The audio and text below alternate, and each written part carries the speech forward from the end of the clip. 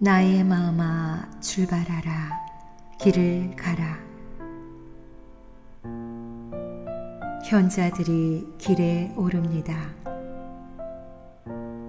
그들의 발은 베들레헴을 향하지만 그들의 마음은 하느님을 향해 순례를 시작합니다. 그들은 하느님을 찾았습니다.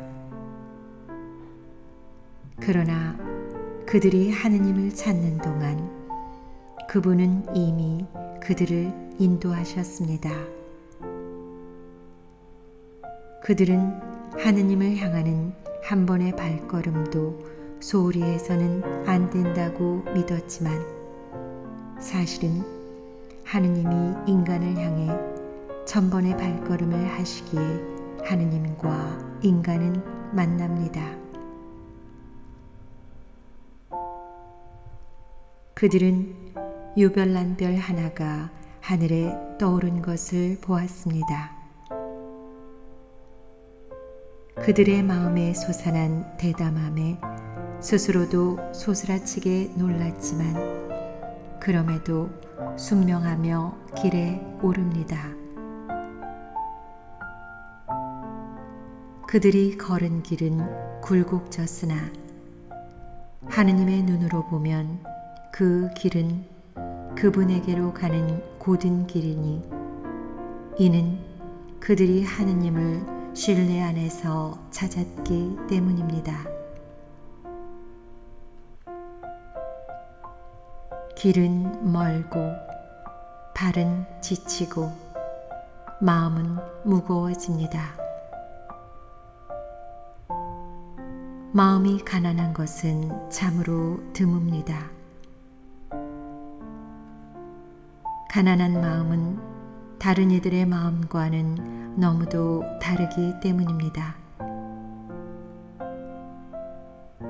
대부분의 사람들은 진지하지만 어리석게 일상의 일들에 하염없이 빠져 있어서 도무지 이용 가치가 없어 보이는 일에 마음을 아낌없이 쏟는 순례자들을 바라보며 가련히 여기거나 화를 낼 따름입니다.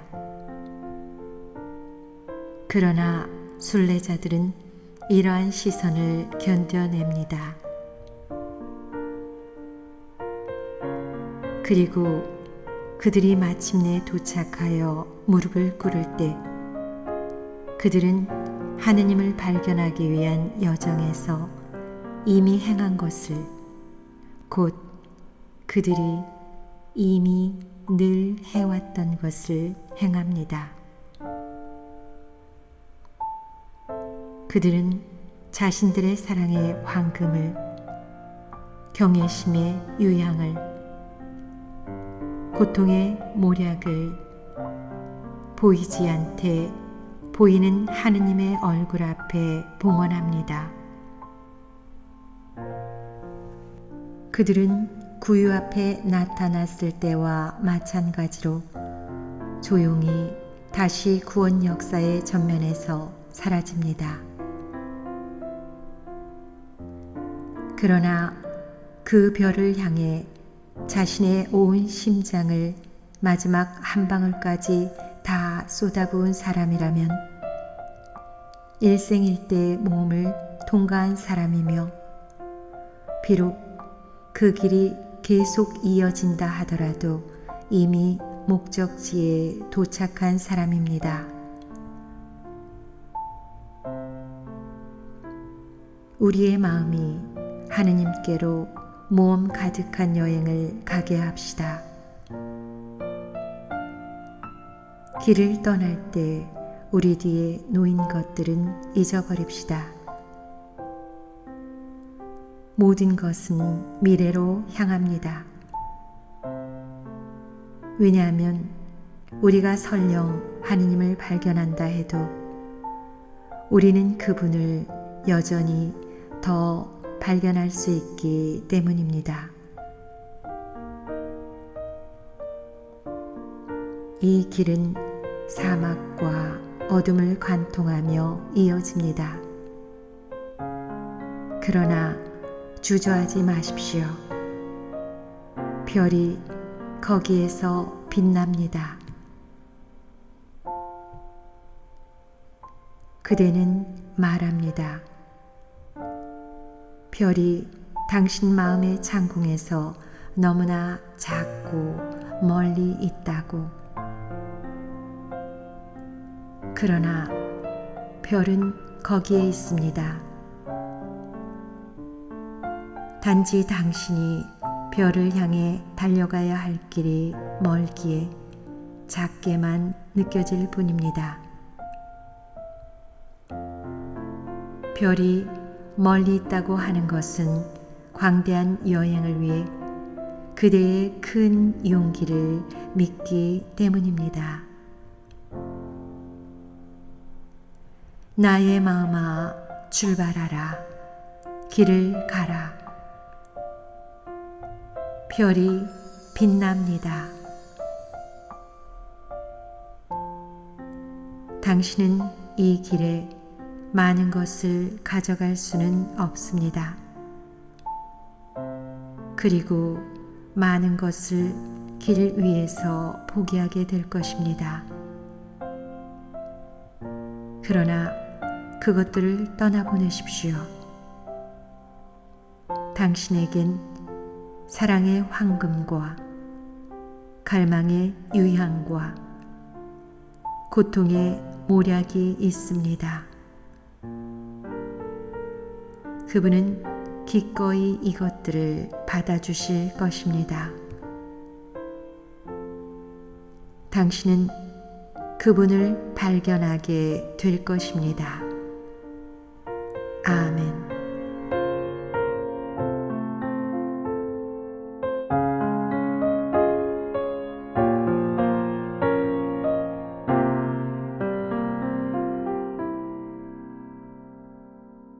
가난한 마음은 드문 법이니 그러기 위해 참으로 다르게 살아야 하기 때문이라. 에제키엘은 이스라엘 백성에게 다음과 같은 하느님의 말씀을 선포하라는 사명을 받습니다. 너희에게 새 마음을 주고 너희 안에 새 영을 넣어주겠다. 너희 몸에서 돌로 된 마음을 지우고 살로 된 마음을 넣어주겠다. 하지만 이스라엘 백성의 심장은 완고했습니다. 이렇듯 완고한 상태를 가리킬 때 이런 표현들을 하곤 합니다. 이 사람은 냉담하다. 혹은 이 사람은 냉담한 표정을 짓고 있다. 또는 인생이 그를 냉담하게 만들었다. 이러한 표현들은 모두 똑같은 것을 의미합니다. 어떤 사람이 더 이상 감정적으로 움직여지지 않으며 더 이상 어떤 느낌도 허락하지 않는다는 것이지요.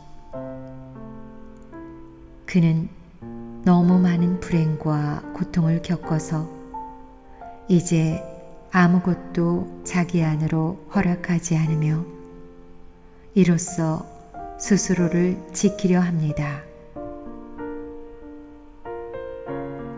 하느님이 자신의 백성에게 주시고자 하는 새로운 심장은 살과 피로 이루어진 심장입니다. 하느님은 당신 백성이 그들에게 주어진 피가 도는 심장으로 봉사하고 무엇보다 불의에 시달리는 가난한 이들을 위해 투신하기를 원하십니다. 이것은 상징적으로 이해되어야 하는데 정확히는 당신의 백성이 공감 능력을 지녀 인간적이 되어야 한다는 것을 뜻합니다. 공감 능력은 마음을 느끼고 알아차리는 것을 포함합니다. 그리스도 교적으로 말하자면 타인과 자기 자신에 대해 자비심을 가져야 한다는 것입니다. 생텍쥐페리의 어린 왕자에 나오는 다음 문장은 전 세계인들에게 잘 알려져 있습니다. 사람은 오직 마음으로만 잘 볼 수 있는 거란다. 중요한 것은 눈에는 보이지 않거든. 마음은 더 깊은 진리에 대해 알고 있습니다. 마음은 한 인간을 밖을 향해 거칠게 만드는 모든 것을 압니다. 마음은 결코 가장 늦게 알아차리지 않습니다. 자신의 마음을 따르고 자기 자신을 진지하게 받아들이고 자신의 길을 걷고자 감행하는 이는 자신이 집단으로부터 거리를 두고 있으며 흘러가는 대세에 휩쓸리지 않고 사람들이 다 한다는 이유만으로 모든 것을 행하지 않고 있다는 것을 발견하게 될 것입니다. 그리고 누군가에게 어쩐지 다르다라는 느낌을 줄 것입니다. 몇 년 전 레오나르도 다빈치의 문장 하나를 읽었습니다. 당신의 수레를 별에 메어 두시오. 이는 위대한 것을 발견하고 그리로 향해 나아가라는 하나의 도전이자 주대입니다. 일상은 아마도 무겁게 짐이 얹어져 있는 수레와 같고 이 수레는 때때로 나를 바닥으로 내리누르지요. 그럼에도 레오나르도 다빈치의 경구의 진의는 어려움이 가득한 일상을 멀리하라는 것이 아니라 나의 길을 가라는 것입니다. 수레가 별들에 단단히 매어 있다면 울퉁불퉁하고 질퍽하여 장애물이 될 모든 길들을 지나 마침내 제대로 된 길을 발견하도록 빛을 비추는 별과 함께 한다면 결코 내 목적지를 눈앞에서 잃지 않을 것입니다. 이는 참으로 긴 인생을 관통하는 변화의 여정입니다. 인생은 모든 것을 설명하고자 하는 이성적 사고로만 바라볼 수 없습니다. 우리는 우리 자신의 인생에 스며든 신비와 대면하고 마음에게 자리를 마련해 줘야 하며 마음이 알려주는 지혜를 신뢰해야 합니다.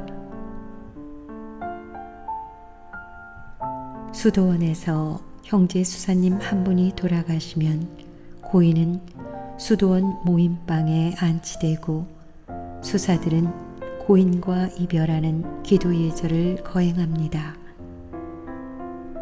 기도의 시작은 이렇습니다. 우리 형제의 인생이 품고 있었던 신비 앞에서 고요히 머무릅시다. 모든 인생에는 그리고 그 인생이 간직한 모든 부르심에는 각자의 신비와 깊이와 지혜가 머물러 있습니다.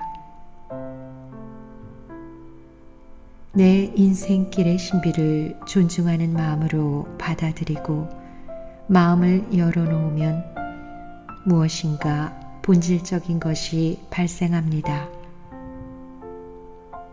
여기에 신비가 존재합니다. 인생길에는 언제나 다시 찾아오는 우회로가, 단절들이, 꺾어지는 길이, 변환들이 있습니다. 이런 것들은 모름지기 사람이 이렇게 살아야 한다고 일컬어지는 주류 성향에 부합되지 않을 수 있습니다. 이에 대해 사람들은 쉽게 왈가왈부하지만 나의 모든 변화와 길은 오직 마음에게만 이해되는 신비입니다. 인생에 있는 모든 전환과 굴곡들은, 그리고 살면서 발생하는 모든 알려지지 않은 갑작스러운 사건들은 나를 더욱 나 자신에게로, 나 자신의 중심점으로 이끌어줍니다. 이것이 나의 인생길이자 나의 역사이며 하느님이 나와 함께 만들어 가시는 역사입니다.